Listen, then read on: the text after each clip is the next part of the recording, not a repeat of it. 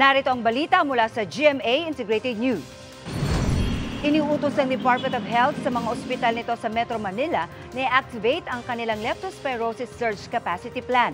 Kaugnay ito ng tumataas na kaso ng leptospirosis at posibleng pagdami pa sa mga susunod na araw. Ayon sa DOH, mula January 1 hanggang July 27, may naitalang 1,444 na kaso ng sakit sa buong bansa. Narito naman ang iba pang balitang binabantayan ng GMA Integrated News. Department of Agriculture, magpapatupad ng livestock checkpoint sa Luzon kontra African Swine Fever. Sa Super Radio DZBB, matapos ang halos 40 oras, sunog sa 4 na palapag ng gusali sa Tondo, Maynila, kontrolado na.